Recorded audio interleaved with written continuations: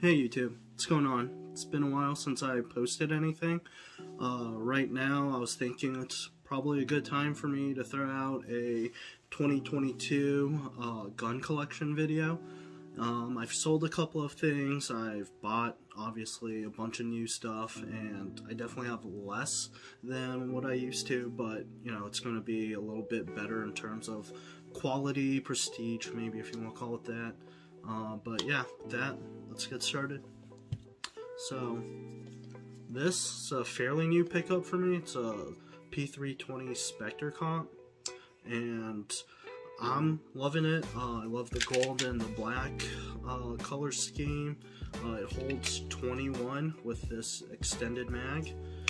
It's got the same TXG grip that they use in the X5 Legion, and you know, it's just super soft shooting. I guess my one real downside to it is it doesn't run 115 grain without stovepiping a whole lot. So you know, gotta run 124, 147, that sort of stuff to get it working like a sewing machine. But other than that, love it. I do have a Aimpoint Acro P2 that I'm gonna mount on this. Just waiting for my dealer to get a Acro mounting plate in, and once that's in, maybe a flashlight, and you know, it's just gonna be good to go. The second one is a CZ Shadow 2. This is a little bit older. I was trying to get into USPSA to do production division, and you know, I brought it to a qualifier and ran it for a few stages, but I just don't think competition shooting is for me. Other than that, you know, this thing shoots flat as hell. It feels totally solid. It's all steel frame. These grips are super textured and stippled to the point where, you know, I feel like even with sweaty hands, this thing is not gonna slip out or anything. So yeah, super solid. And you might have seen this one already. This is my Shadow Systems MR920 that I got Cerakoted from Brown Bear Customs. It's got a Zev comp, Hollow Sun 507C. It's got a couple of other small things like a Timney trigger, you know, custom backplate right there. And this thing also shoots pretty smooth and soft. The one downside though is that I'm not really that big of a fan of polymer frames. You know, if Shadow Systems came out with kind of like what the OZ9 is, with a steel frame and maybe just polymer grips, I think I'd be a bigger fan of that. But yeah, I got this before I even knew what OZ stuff was. This is my bedside home defense gun. It's a Staccato C2 with an RMR, a little bit older one, and it's got kind of a bigger dot. It's a 6 MOA, but 16 rounds, and you know, it feels perfect for me. This one I do keep loaded. I just have this on my bedside most of the time, and if not that, then usually also keep the new P365 Xmacro. Have a TLR7 on here, 507K green dot. You know, I'm loving this built-in compensator. I do wish it was an island comp, just so that the kickback would be a little bit softer if that were the case. The trigger is also kind of mushy, so I'm looking at maybe getting some M-Carbo springs put in to fix that. But other than that, I love the way this thing feels in the hand. It holds 17 rounds plus 118. This is definitely going to be my new CCW for a while. I mean, I've only had it for like 2 weeks, and yeah, that's that. And this is going to be my final pistol, and it's a Desert Eagle with the muzzle brake. This is in 50 AE. This one is clear right now. But yeah, this thing is just a monster. And you'd think that it was a wrist breaker, but this muzzle brake helps a lot with recoiling that, or with mitigating that recoil. And I got the only downside is you miss out on the flame ring that you get out of the non-muzzle brake version, but you know, I'm fine with that. It does what it needs to do. So now with my AR pistols and full-length rifles, first one up, it's going to be my Aero M4E1 that I built. It's fairly simple, you know. I've got just an angled foregrip, Yankee Hill flash hider, Sig Romeo 5, CMC single stage trigger, Radian Raptor charging handle. You know, it's nothing special, it's just an AR pistol. Occasionally I do throw in my rare breed force reset on this guy, and it'll run fairly nice. You can check out the videos and some of my on my page. Next up is my AR9. This is a Brigade BM9. I currently have my force reset trigger in here. It's got just a Hollow Sun 403. Other than that, you know, it's fairly simple. You've probably seen this thing in action with the drum mag, and you know, it runs. So this is one of my more fun toys. Alright, next up is my MP5 clone. This is a Century Arms AP5. I pretty much changed out most things.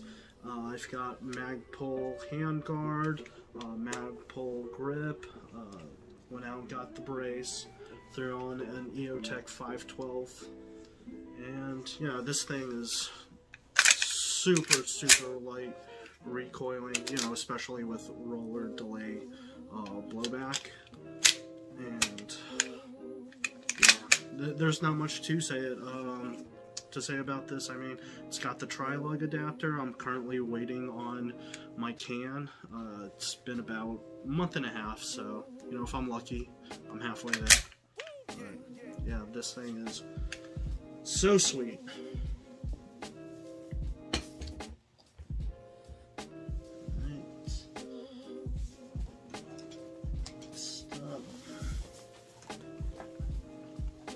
This is my DSA FAL, or I guess SA58. This is a 16-inch.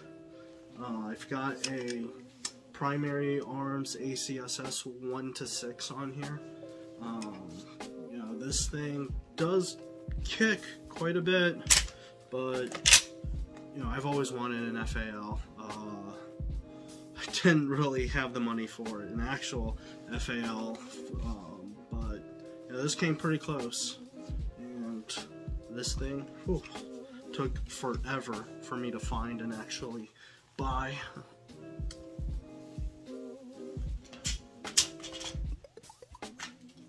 Right, here's a shotgun. This is a Beretta 1301 tactical. So you might have seen a couple of others. They have so many different variations of this thing. This thing shoots so damn fast, and it is so lightweight. Thinking of maybe changing to the Magpul stock and getting the Aerodis handguard on here. But even as it sits, like, this thing's pretty solid, and you know, I could probably go with a different direction if I want to do like Benelli M4 or Fostech Origin 12.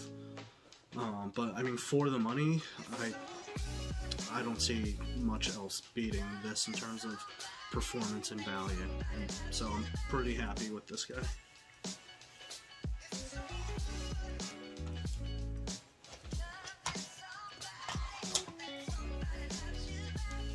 Alright, next up is my Ishapore 2A1. This is a Indian re-arsenaled with a manufacture date of 1968. It runs in 308. It is essentially a 308 Lee Enfield, and you know, this thing is pretty accurate. I mean, the bolt action is pretty smooth on it.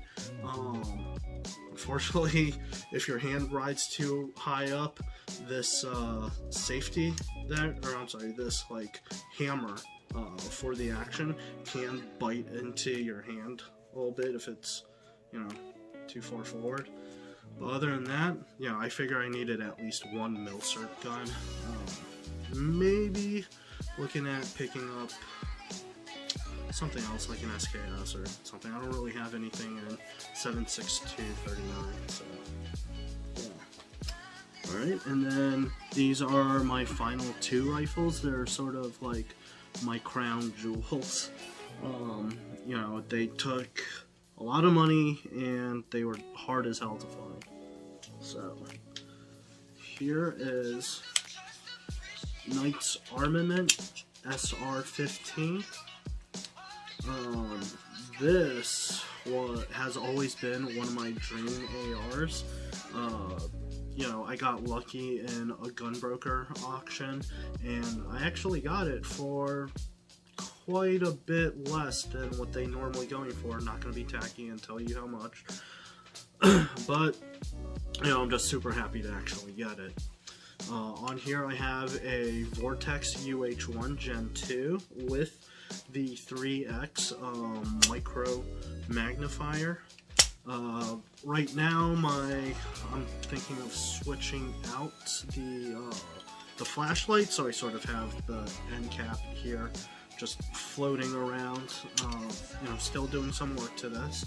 Obviously it's got the URX rails, and I do have the rail panels kit. You know, I'm just lazy and haven't gotten around to actually mounting on the covers and the hand stop and whatnot, but this thing is super sweet, completely ambi, both sides. It is just the best AR that, you know, I could find. I was caught between this and a LMT Mars, but I'm just not a fan of, you know, the gas block sticking out of the handguard. And so my final rifle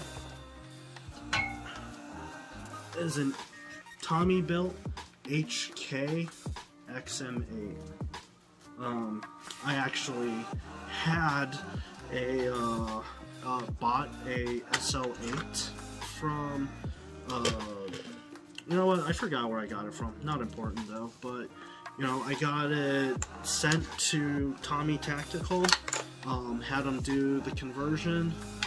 It took a lot of money, it took forever to get back, but, you know, it's one of the more flexing guns that I have. You know, I just have a simple Romeo 7 on here. I can't really find the original optic that goes on these things, but yeah, this thing is sweet. I definitely think Tommy did a great job. I haven't had any hang-ups or issues on this thing.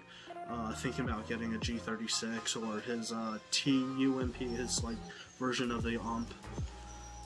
But yeah, so that's going to be about it. The only gun I don't have to show you is my Savage 110, and that's because I have a stuck casing in there from doing some long range shooting, and you know, I probably shouldn't have used Bubba's reloads, but I thought they'd be more ballistically accurate, so here I am. But yeah, thanks for watching, and that's going to be it for today.